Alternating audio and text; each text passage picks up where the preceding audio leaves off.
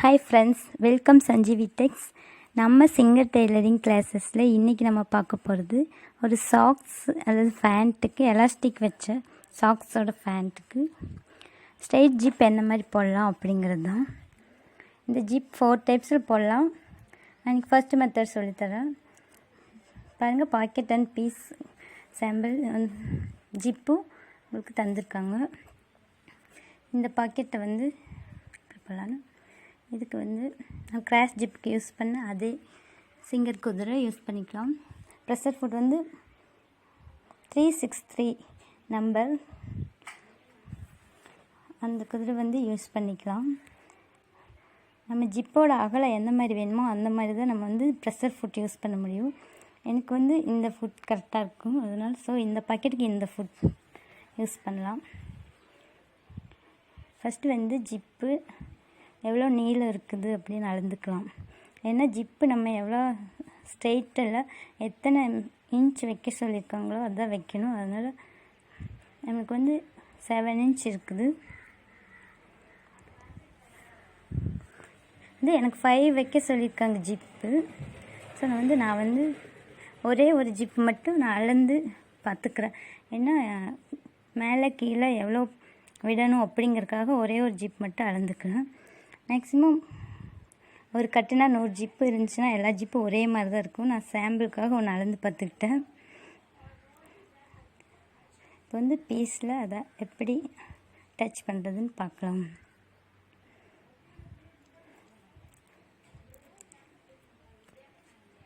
இந்த ஜிப் வந்து எனக்கு கொண்டு வந்த பீஸில் ஒரு சாம்பிள் தான் உங்களுக்கு எடுத்து ஸ்டிச்சிங் பண்ணி காட்டிகிட்ருக்குறேன்.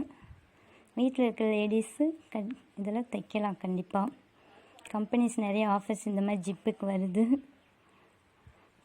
நான் மார்க் பண்ணி வச்சுருக்கிறேன். அது எப்படி மார்க் பண்ணுறேன் நான் சொல்கிறேன். இது வந்து மேலேருந்து 4 இன்ச்சு கீழே தள்ளி ஜிப்போட நீளம் வந்து 5 இன்ச் இருக்கிற மாதிரி வைக்க சொல்லியிருக்காங்க. ஸோ அதுக்கு தகுந்த மாதிரி அட்டை வந்து நான் வந்து வெட்டி வச்சுருக்கேன். 1 இன்ச் தள்ளி 1 இன்ச் அகலத்துக்கு அண்ட் 4 இன்ச்சில் ஒரு பாயிண்ட்டு அண்ட் 5 இன்ச்சில் ஒரு பாயிண்ட் வச்சுருக்கிறேன். ஜிப் எவ்வளோ அகலம் வெட்ட போகிறோமோ அந்த அகலத்துக்கே நான் வி ஷேப் எடுத்து மார்க் பண்ணிட்டேன். இந்த அட்டையை வந்து ஸ்டீம் கோர்லேருந்து வச்சு அளந்தோம்னாவே அளந்து மார்க் பண்ணிக்கலாம். பீஸை வந்து இப்போ நேராக எடுத்து போட்டு எந்த பக்கம் சுருக்கலாம், ஸ்ட்ரெயிட்டாக மடிப்பு இல்லாமல் சுருக்கு இல்லாமல் ஸ்ட்ரெயிட்டாக எடுத்து போட்டு அந்த மார்க் பண்ண இடத்துக்கு ஒரு வி ஷேப்பில் ஜிப்போட அகலத்துக்கு தகுந்த மாதிரி மார்க் பண்ணும்போதே ஜிப்போட அகலம் என்னங்கிறது அந்த மார்க்கர்லேயே நான் பண்ணி வச்சுருந்தேன். ஸோ அந்த மார்க் பண்ண இடத்துக்கு மட்டும் கரெக்டாக ஒரு வி ஷேப்பில் கொஞ்சம் நீளமாகவே வெட்டிக்கிறேன், உங்களுக்கு தெரியணுங்கிறதுக்காக. ஏன்னா ஸ்டிச்சிங் பண்ணும்போது அது பிடிச்சி தைக்கிறதுக்கு ஈஸியாக இருக்குன்னு கொஞ்சம் நீளமாக வெட்டியிருக்கிறேன். இப்போ அது வெட்டினது எப்படி இருக்குன்னு காட்டுறேன். இந்த மாதிரி நம்ம வெட்டின அந்த வி ஷேப் வந்து அந்த பாயிண்டில் வெட்டியிருக்குல்ல, அது இந்த மாதிரி இருக்குது. இப்போ வந்து ஜிப்பை அட்டாச் பண்ணலாம். ஜிப்பு வந்து ஓப்பன் ஜிப்பு க்ளோஸ் பண்ணி வச்சுக்கலாம். மேக்ஸிமம் ஓப்பன் ஜிப்பு தான் இந்த மாதிரி பாக்கெட்டுக்கெலாம் கொடுப்பாங்க. ஸோ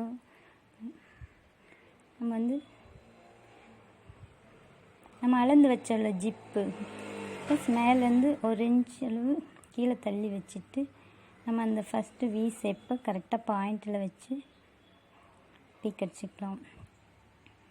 நான் எப்படி வைக்கிறேன்னு கரெக்டாக பார்த்தீங்கன்னா உங்களுக்கு புரியும். அந்த வி ஷேப் மட்டும்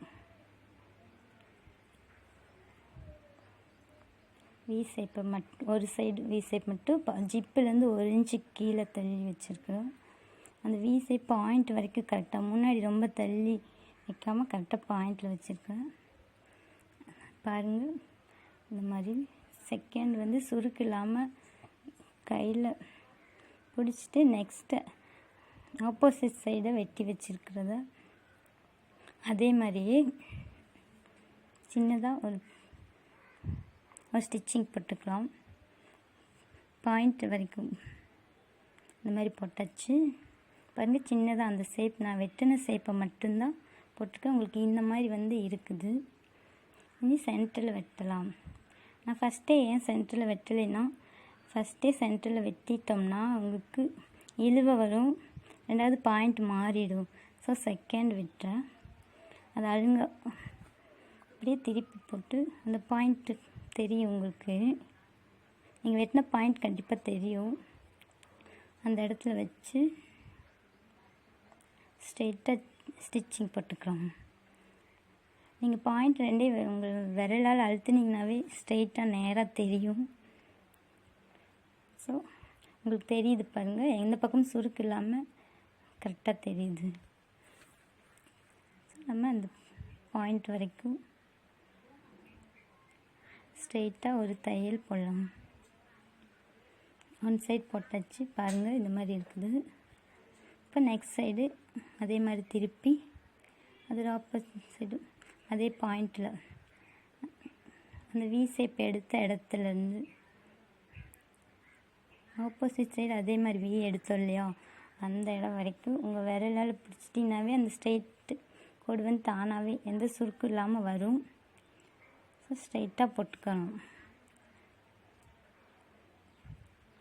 ஓகே, இப்போ ஜிப்பு போட்டாச்சு. அவ்வளோதாங்க. இது கொஞ்சம் ஈஸியான மெத்தட் தான். உங்களுக்கு அளவும் மாறாது. நீங்கள் ஒவ்வொரு பீஸுக்கும் மார்க் பண்ணி தான் வைக்க வேண்டியது இருக்கும்.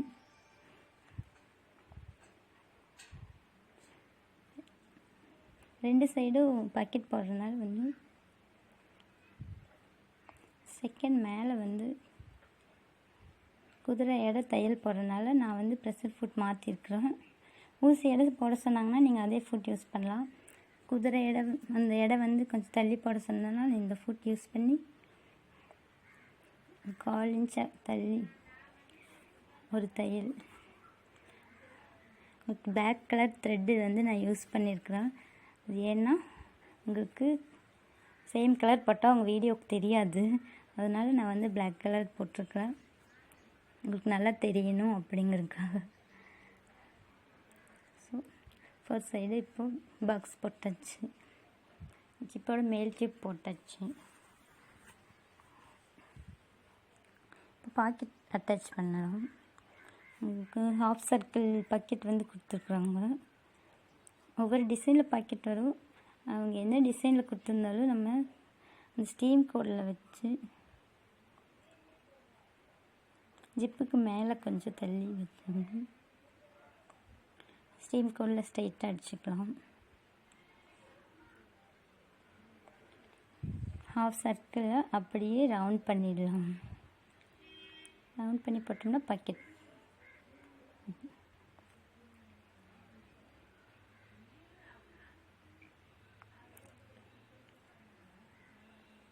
இதுலேயே 4 மெத்தடில் இது கொஞ்சம் ஈஸியான மெத்தடுங்கிறதுனால இது ஃபஸ்ட்டு உங்களுக்கு சொல்லித்தரேன். இன்னும் 3 மெத்தட் இருக்குது. இப்போ வந்து பாக்கெட் போட்டாச்சு, லெஃப்ட் சைடு பாக்கெட் போட்டாச்சு. கரெக்டாக இருக்கும். மேலே வந்து பார்த்திங்கன்னா 4 இன்ச் எலாஸ்டிக் வைக்கிறதுக்காக மேலேருந்து 4 இன்ச் கீழே தள்ளி வச்சுருக்குறோம். போன கிராஸ் ஜிப்பில் வந்து மேலேயே வச்சுருப்போம், ஆனால் இதில் 4 இன்ச் கீழே தள்ளி வைக்கணும். இப்போது அதோட ஆப்போசிட் சைட் போடணும். நம்ம ஸ்டீம் கோட்லேருந்து ரைட்டில் மார்க் பண்ணதை அப்படியே திருப்பி லெஃப்டில் மார்க் பண்ணி இதே மாதிரி ஜிப்பை போட்டு அதே மாதிரி பாக்கெட் அட்டாச் பண்ணிடலாம். உங்களுக்கு டபுள் சைடு பாக்கெட்டு இது கண்டிப்பாக நீங்கள் மார்க் பண்ணால் தான் 2 சைடு பாக்கெட் ஒரே அளவாக இருக்கும். அதனால் மார்க் பண்ணி தான் ஆகணும். 2 சைடு பாக்கெட் போட்டாச்சு. இப்போ பின்னாடி பாக்கெட் வந்து இந்த மாதிரி ரவுண்ட் ஷேப்பில் வருது. முன்னாடி இந்த மாதிரி வந்து பாக்கெட் போட்டாச்சு. இதோட செகண்ட் மெத்தடை நான் அடுத்த வீடியோவில் உங்களுக்கு முடிஞ்ச வரைக்கும் தெளிவாக போடுறேன். தேங்க்யூ. என்னோட சேனல் பிடிச்சிருந்தா சப்ஸ்கிரைப் பண்ணுங்கள்.